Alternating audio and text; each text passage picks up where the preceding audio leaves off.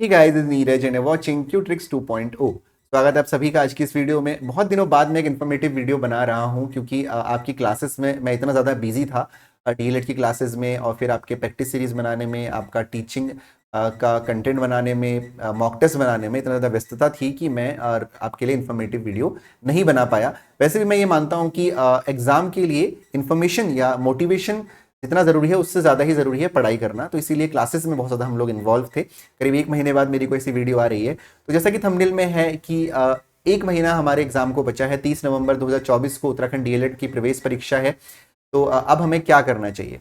जो लोग नए बच्चे हैं मैं उनको बता देना चाहता हूं कि क्यूट्रिक्स ने जो डीएलएड की प्रिपरेशन है वो काफ़ी पहले स्टार्ट करवा दी थी। जब नोटिफिकेशन आया या फॉर्म भरना स्टार्ट हुए, तब कई सारे लोगों ने पढ़ाई शुरू करवाई, लेकिन हम लोग उस समय अपनी पढ़ाई खत्म कर रहे थे। एक्चुअली कई सारे बच्चे हमारे उस समय तक भी फुली प्रिपेयर्ड हो गए थे, और अब तक मैं मानता हूं कि लगभग लगभग 200 के आसपास हमारे बच्चे ऐसे हैं जो फुली प्रिपेयर्ड हैं और एग्जाम का वेट कर रहे हैं। तो ऐसे करीब 200 के आसपास बच्चे हमारे हैं अभी भी, और जो जिस दिन नोटिफिकेशन आया तब तक जो है फुली प्रिपेयर्ड थे वो।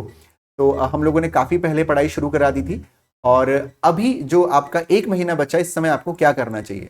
देखिए, हालांकि ये जो लास्ट के एक महीना है ये हर किसी के लिए अलग अलग वेरी कर सकता है। कि जो बहुत ज़्यादा स्ट्रांग है पढ़ाई में, जिसकी तैयारी बहुत अच्छी है, उसके लिए अलग अलग स्ट्रैटेजी हो सकती है।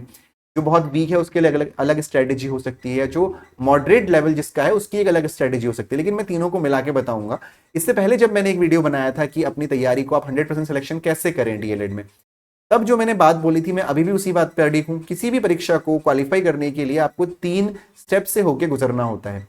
पहला स्टेप सिलेबस को पूरा करना, दूसरा स्टेप अच्छे से प्रैक्टिस करना, और तीसरा स्टेप मॉक टेस्ट लगाना। तो मैं उम्मीद करता हूं कि अब तक आप लोग अपना सिलेबस पूरा कर चुके होंगे, और शायद कई सारे बच्चे जो है आपका प्रैक्टिस भी बहुत अच्छी कर चुके होंगे, राइट। और अभी समय है आपका मॉक टेस्ट लगाने का। ये जो एक महीना है आपको मॉक टेस्ट लगाने, कैसे लगाने हैं वो मैं इस वीडियो में आपको आगे बताने वाला हूं। तो सबसे पहले मैं आपसे कहना चाहूंगा कि अभी भी जैसे आप पढ़ाई कर रहे थे वैसे आपको अभी भी करना है। एक टाइम शेड्यूल फिक्स करना है।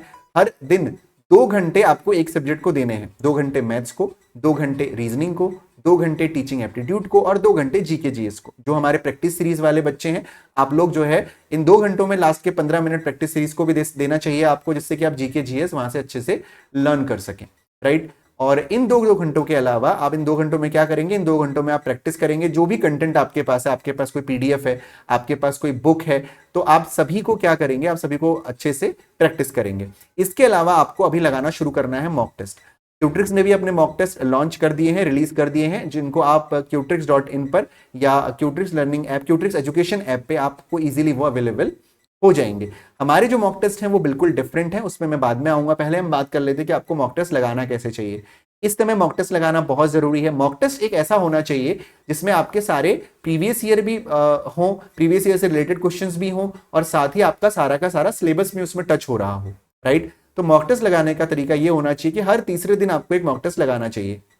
पहले दिन आपने एक मॉक टेस्ट लगाया, दूसरे दिन उस मॉक टेस्ट को आपको एनालिसिस करना है, तीसरे दिन उस मॉक टेस्ट को आपको वापस लगाना है। एनालिसिस वाला पार्ट बहुत इंपॉर्टेंट है। मॉक टेस्ट लगाने से ज्यादा इंपॉर्टेंट उसका एनालिसिस है।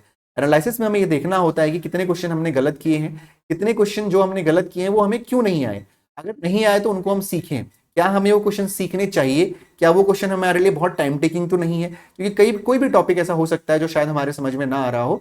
तो आपको डिसाइड करना होता है कि वो टॉपिक मुझे एग्जाम में स्किप करना है या मुझे पढ़ के उस टॉपिक को करना है। तो एनालिसिस बहुत जरूरी है।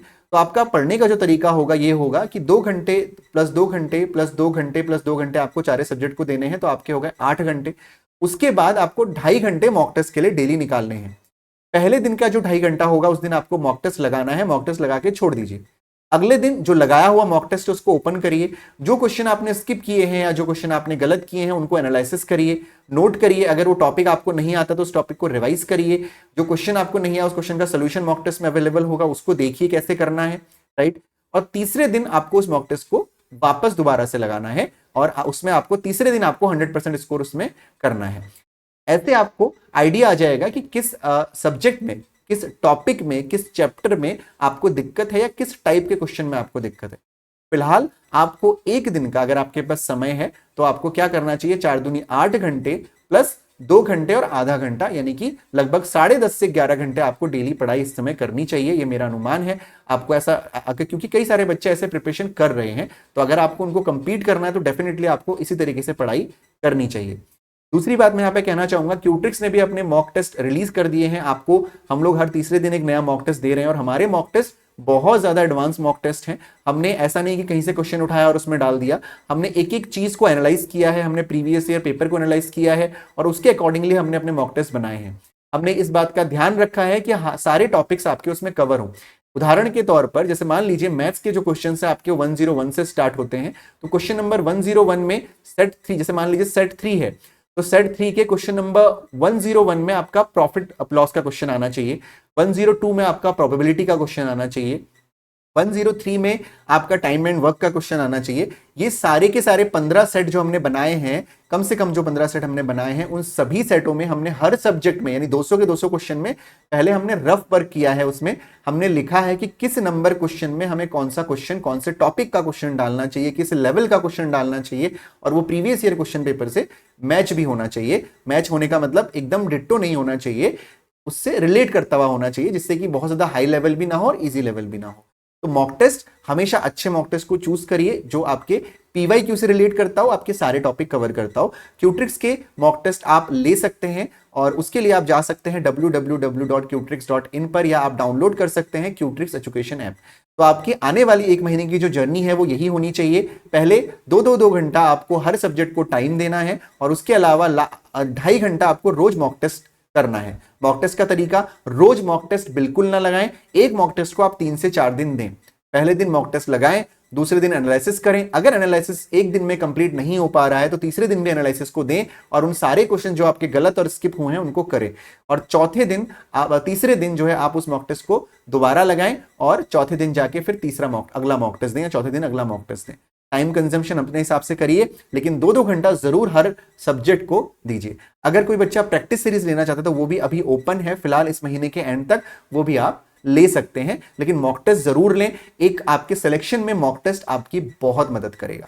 डीएलएड की परीक्षा नजदीक है, 30 नवंबर को आपका एग्जाम है और इस बीच में मैं आपको मिलता रहूंगा। इस समय आपको थोड़ा मोटिवेशन की भी जरूरत है और साथ ही साथ क्लासेस तो हमारे यूट्यूब चैनल पे फ्री ऑफ कॉस्ट चल ही रही है। Thank you so much for listening me, bye bye and take care and all the very best.